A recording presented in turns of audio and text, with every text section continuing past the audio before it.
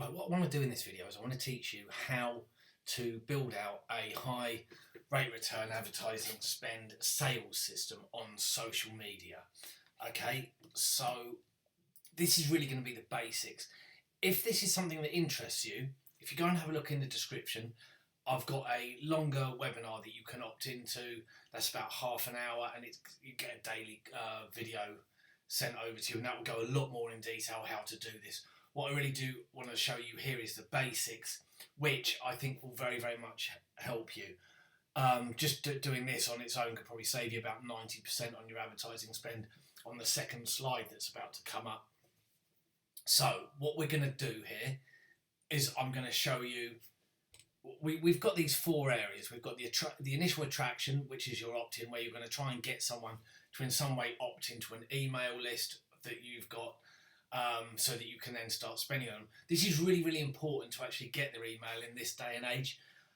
What I've noticed with quite recently, the money is being made in the long term, which is basically the lifetime value of a customer, and it's a lot harder to make money in the short term. So what we're really looking at now is we're looking at long-term monetization. So what we're going to try and do when we attract the person is we're going to try and get them to opt in, to give us their email address, and we are then going to go forward to engagement. Engagement will be done via email and via retargeting. We're then going to have sale close. That could be done via e-commerce, it could be done via a free consultation, or it could be done in person. We then, and this is where the money is being made at the moment, is on lifetime value, and that's your repeat business. This slide, as I just said, could save you 90% on your advertising spend, because what I'm going to teach you is audience intent, which a lot of people don't actually understand. And this is really where massive amounts of money are lost on Google, PPC, etc. And what audience intent is really looking at is you're looking at the mindset of an end user. So what you have is you have someone who is in the market. And this is just where the person exists within the market and has zero interest in buying a product, as they probably already have it. So, you may have a computer in front of you that's not that old, so you're not going to be interested in any way, shape or form of buying a new one.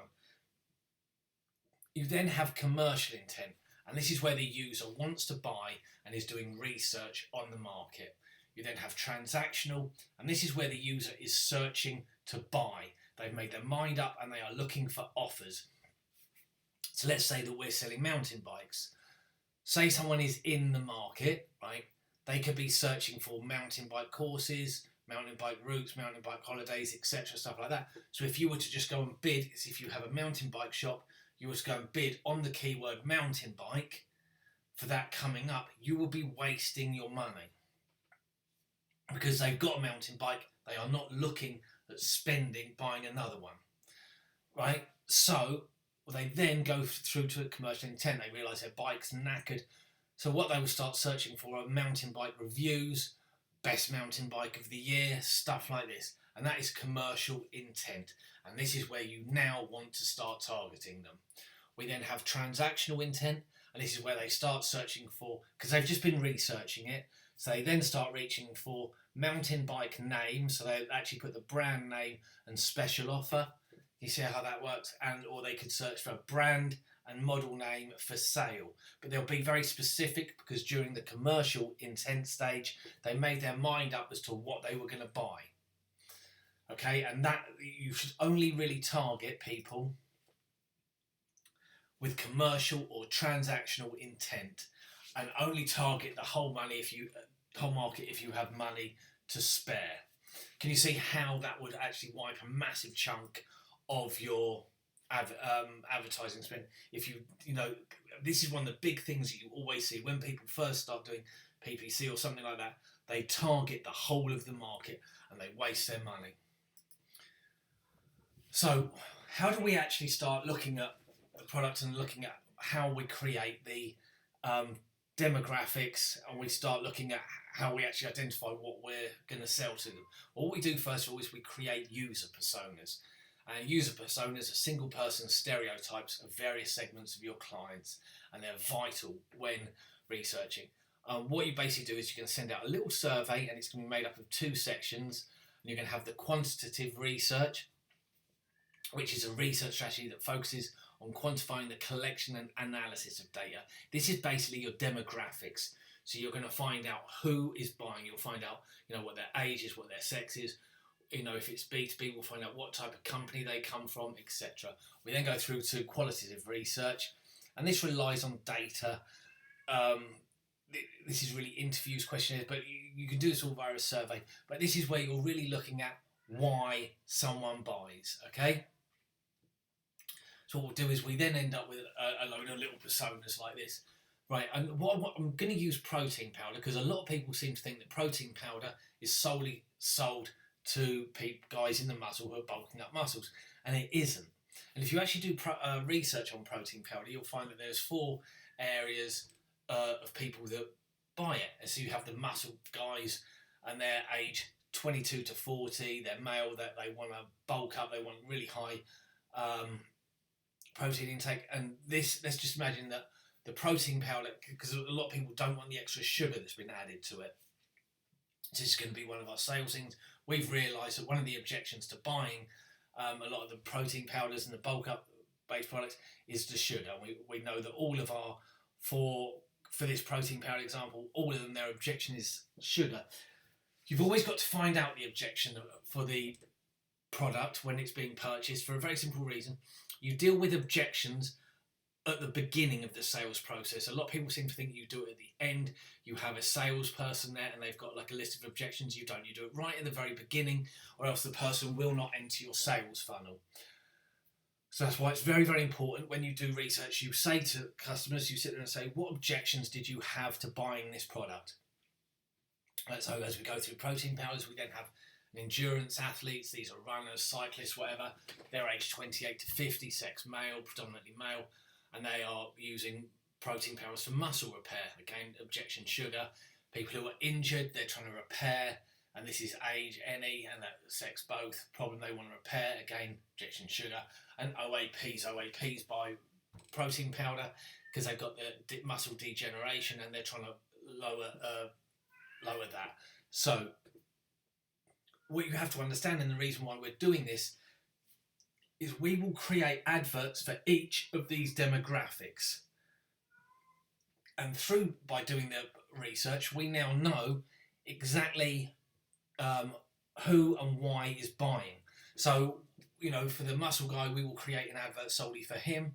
And then the endurance person, we will do it for them. And we're obviously going to say different things within the adverts. So when we say the different things, that will get a connection via the attraction. We will then push them into the sales funnel. So what we need to look at is the social media advert structure. And this is very, very easy because all we do is we call out the audience name. We sit and say, do you have this problem? We then say, we are experts at solving this problem. We then handle the objection. So say it was a bodybuilder. We can sit there and say, are you a bodybuilder who is having problems getting enough protein? We know they're a bodybuilder because we're targeting bodybuilders on Facebook or whatever. And we know that bodybuilders have problems getting enough protein. And also our objection, which is our sales point, is that we're sugar-free. So are you a bodybuilder who is having problems getting enough protein? We are experts in the supplement development, having supplied Mr. X, the world's greatest bodybuilder. That's just a sample of how you will position yourself in the advert. We then sit and say our supplements are sugar-free, which is an objection that people have to buying supplements. They want it sugar-free, but we handle the objection in the advert. Right, this is what I want you to also sit back and think about when you're looking at your product, is what do you actually sell? So I want you to imagine spin classes. When you're in a spin studio, you're all on bikes, they're fixed to the floor, whatever, and you are doing spin, right? Is spin a product or a service? Just think about that. You're on the bike, cycling along. Is spin a product or a service? Right, spin is not a product or a service. Spin is a method of delivery. The service is cardiovascular health, weight loss, fitness, and you can be getting fit after pregnancy for weight loss. I kind of put that one in. I just want you to really think about how you develop the product and how you sell it, how you open up markets. Around where I live by a park in West London, and there are loads of different things. You can do boot camps in the park, you can do running clubs, spin, and they are all really selling cardiovascular health, weight loss, fit, whatever, you know what I mean? And a boot camp is a method. Spin is a method. If you were to walk down the road and say, who wants to do spin, and you were handing out flyers, you would get a very, very low uptake, because you were only going to get the people who were the converted. You know what I mean? Who were already doing spin. Whereas if you were to walk down the road and say, would you like to improve your cardiovascular health? Heaven forbid you actually go and walk up to someone and say, would you like to lose weight? You can target them on Facebook and you know what I mean? But, if you were to walk up in there, and they will get the identification via the problem. And this is why I'm sitting saying you sell problems, not the solution. And your method will come second. But you get the initial attraction by selling the method. Sorry, the problem. Right, so let's have a look at how we've now got this. We've got 4 stages of content that we're going to have to show to the person. We have our landing page, our opt-in, and on that landing page, that opt-in that we're going to get them, we're going to sit there and say, we're going to sell the problem. So we could introduce them to a free webinar. So imagine we were doing spin. If we were actually doing spin, we'd just do that straight through to an opt-in lead generation that would go through to like Salesforce or whatever. Always look at, you know what I mean? Like you sit and say, come in for a free trial to improve, you run adverts on Facebook or something. Do you want to improve your cardiovascular health? And then have it to book a call so that someone comes in for a free taster session. But you may want to get them to go to a webinar as well. So when you have your landing page opt-in, you sit there and you have your webinar. You could have a trial product.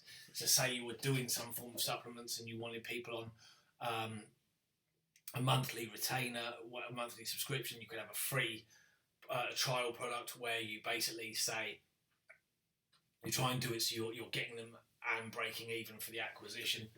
So you said, like you have like 2 weeks supply or something, and you have it really heavily discounted. You could also have a free course or something like that. You then engagement, and the engagement is very, very important, because when you engage, you then sell. This is when you sell your method, and you can do this via email, and you can do this via retargeting, and you then get on to presenting your offer. What I would do is the moment when you set this up on Facebook, if someone keeps clicking on, so you retarget your method, but you say why, then how. So say like you were selling a sales CRM or something like that. You say, do you want to increase your profit or something like this? But you say why, then you then say how, and you show how your method has achieved the why. Do you kind of see what I mean? But because you've always got to get that connection with them. So you say, do you have this problem? Right, here's how our method solves this problem. And you engage via email and retargeting. You then would also present your offer via engagement, via email, and via retargeting.